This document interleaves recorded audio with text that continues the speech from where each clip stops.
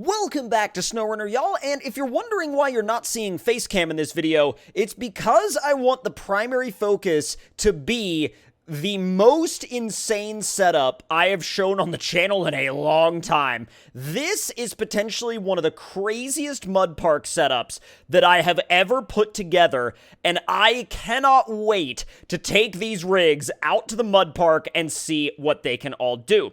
Now, quick rundown of everything that we've got here, because there's a lot of different mods, and I'm going to go ahead and disclose where they're all from. Now, the 6-door 2nd gen, that one you can find more info about through Slowest Artist 10 on Discord. This Powerwagon is a private mod, and then this F350 dually, you can also find out more info about that through Slowest Artist 10, and then the 4-wheeler here on the back is actually available publicly on mod.io, but you have to be on PC to get it. This trailer is part of the IR Gooseneck pack, and it is available on basically every console. Now, with that out of the way, the map is also Rockrunner's Mud Park, and if you want to find out any more info about that, there'll be a link to its mod.io page in the description box down below, and yes, it should be available on basically every console. Now, without any further ado, let's fire this thing up and get out to the mud park. I love seeing this thing roar to life.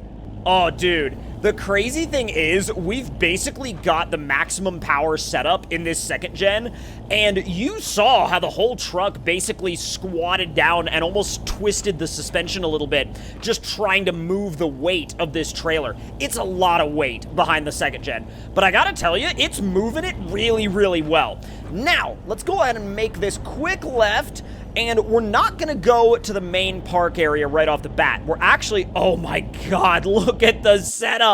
That has got to be, oh my god, that has got to be one of the craziest setups I've ever put together. I don't think I've ever put together a setup that is that genuinely crazy, but it's also so complete. All right, so back onto it.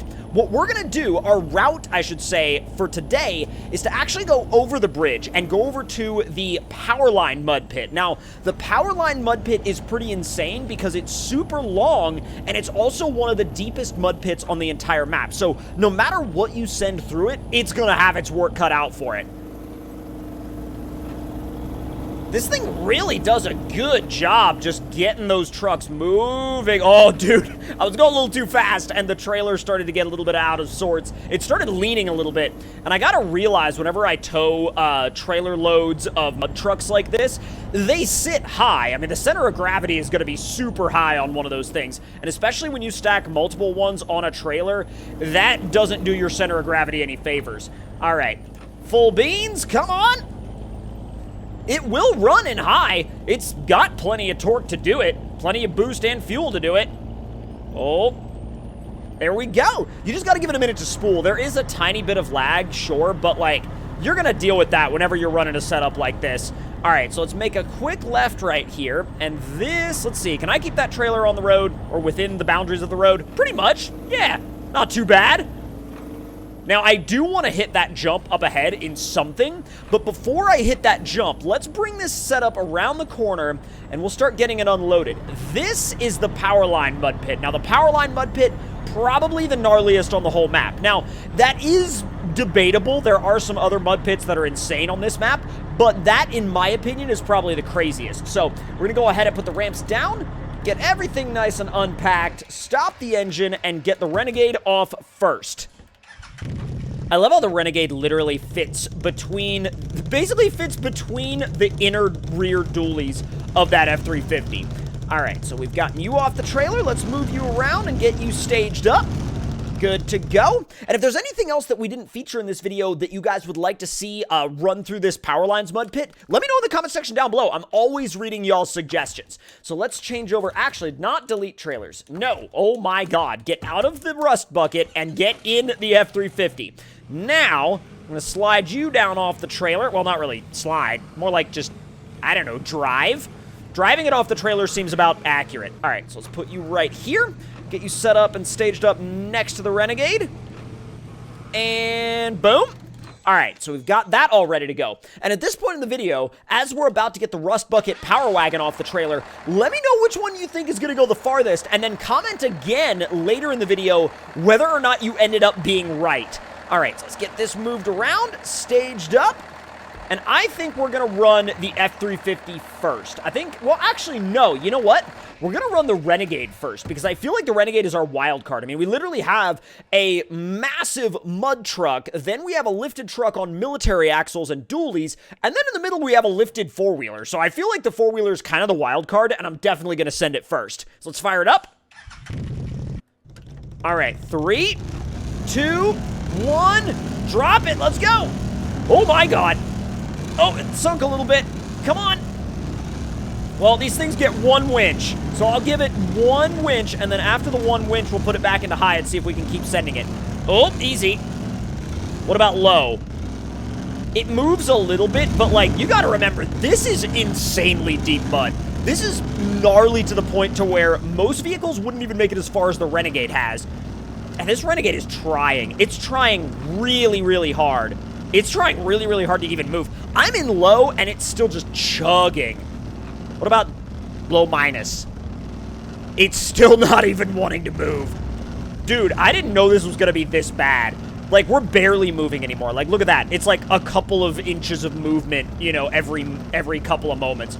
All right, well, that was a lot more short-lived than I thought it was going to be. So now we're going to switch over to the F-350. I think the F-350 is going to make it a little bit farther, and I think it's also going to have a little bit better of a time in low than the four-wheeler did. All right, I'm going to move you back just a hair. Spool it up. 3, 2, 1, send! Okay, so that's about as far as it goes in high, but if we put it in low, it should really dig in and get some extra traction. So let's try low plus and like partial throttle. Partial throttle in low plus is what I have found to have a really, really good amount of traction, especially on trucks like this in the mud. For whatever reason, I don't know if it's the game's physics system or the way these trucks are set up, but they really like partial throttle in low plus, and they can usually go a little bit faster at partial throttle in low plus than at full throttle in standard low, for some odd reason, and I really don't know the cause of it or reasoning behind it. Now, this is doing pretty well. It's moving out. Isn't that right, Beans? Yep, Beans agrees. I mean, I haven't even used my one chance at winching yet, and it's still rolling. One interesting thing is I feel like the rear of the truck is consistently staying higher than the front of the truck. Don't know why it's doing that. Maybe the duals are almost like kind of supporting it in almost making it like kind of buoyant in a way. Like they're almost like hovering above, not hovering above the water, but like you know what I mean, almost like partially floating. I know I used an odd way to describe that, but all right, we're almost at the second tower. That's pretty good. We made it to the second tower already. I'm impressed. I'm really impressed. I mean, granted, we've been doing it in low, not high, but I mean, it's not necessarily up to what gear that we make it in. It's more like how far can these trucks go before they start to move at a rate that would either be completely stopped and stuck or just a genuine snail's pace. Back in automatic, that's like fifth. What the heck? All right, easy. Back in with low. I mean, dude, it's chugging along, but like it's actually legit getting the job done. I'm very impressed. I'm very, very, very impressed. And yes, it is a slow go, but would you rather like blaze halfway through it and then completely stop, or, you know, be a little bit slower but make it all the way through? I mean, if this thing makes it all the way through, mad props, because this is not an easy mud pit to make it through. And the fact that this map is available on all systems basically means that you can take any truck that you want, bring it out here to this particular mud pit, have a go in this exact spot, and you'll be able to tell pretty dang quickly why I'm so impressed that this truck is doing what it's doing right now, because this mud pit is no joke. Not too bad. I still haven't used my one winch attempt. I'll tell you what, I'm going to go ahead and use it now to kind of speed this thing up just a hair, and then that might allow me to kind of move a little bit further ahead. Not bad, not bad, not bad. All right, we're good. Throw it in automatic mode. Kick the clutch a little bit. We'll see. There's fourth. Kicking it back to second. Back to third. Yo, it's moving out. All right. Let's see. Second. Almost there. It's actually doing much better in automatic mode even than I thought it was going to do. Oh, we're so close. We used our one winch attempt. Come on. Don't lose grip now. We're so close to the end. Almost there, almost there, almost there, and full send, full beans, and boom! That was amazing. Dude, this thing crushed it. But now, it's the turn of the rust bucket, and I have never driven this truck on this map at all. Not on any of the mud pits out here, especially not on this one. All right, so 3, 2, 1, go! Oh my God! What? Holy crap! I'm really glad I saved this one for last, because holy smokes! Okay, it's starting to spin. Put it back in automatic mode for a bit, let it regain traction. I think once it gets to a certain depth, it just can't maintain the wheel speed anymore. But it jumped off the line, pulled the front axle a couple of inches off the ground, and dove into the mud like there was no tomorrow. Find some extra grip at the front end. Almost there. Once I get a little bit more traction, I'll be able to put it back into high and then really rock it off again. Almost there, almost there, almost there, and beans! Don't flip it. Oh, I had to let out of the throttle. I was gonna flip it there. Trying to maintain a good line so I can do it in high. Haven't used my one winch attempt yet. It is throwing mud and water everywhere. Do not flip it. Come on, come on, come on. Oh, ride the wheelie out. Come on. There it is, and, well, back into automatic. Yep, easy. Easy. Maybe just low. Maybe just low for this point. Almost, almost, almost. This was definitely the fastest run. I've got to hand it to this thing. That was definitely the fastest run. But y'all let me know in the comments down below which one you think had the best run, which one was your favorite, and which one you would take home. But that's going to do it for this video, y'all. And if you enjoyed and want to see more, make sure you hit that subscribe button, turn those notifications on, and I will see y'all next time.